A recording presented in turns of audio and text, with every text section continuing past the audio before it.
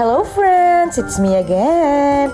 Tara at samahan nyo kaming tikman ang samji nila sa Jeju Korean Restaurant.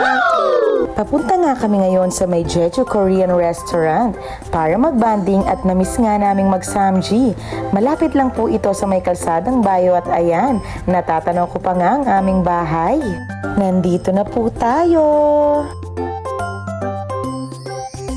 Agad nga kaming umakyat para makahanap ng magandang pwesto. Maganda ang ambience sila dito lalo na sa may terrace, presko. Ilang beses na rin kasi kaming kumain dyan.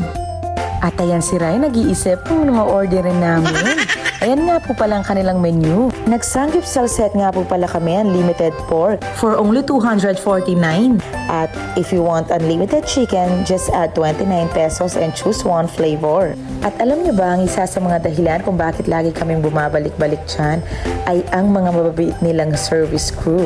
Very attentive sila at lagi nakasmile. Shout out nga pala kay ate. Maliban sa sanggipsal set ay nag-offer din sila ng milk tea and other Korean foods. Wow! Pakicheck na lang po ang menu at ayan na nga ang aming mga order. Yan po ang kanilang mga side dishes.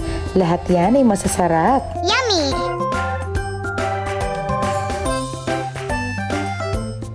Inumpisahan na nga po namin ang pagluluto.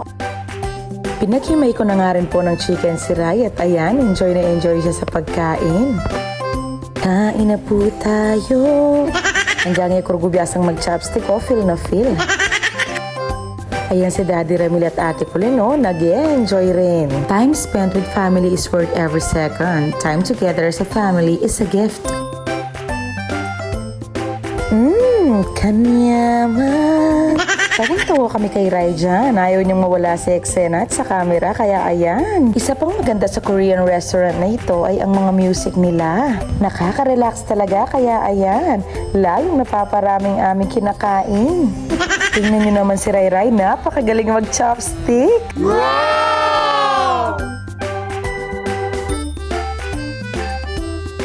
Tingnan nyo naman ang mga chicken nila, ang lambot. And take note, laging bagong luto.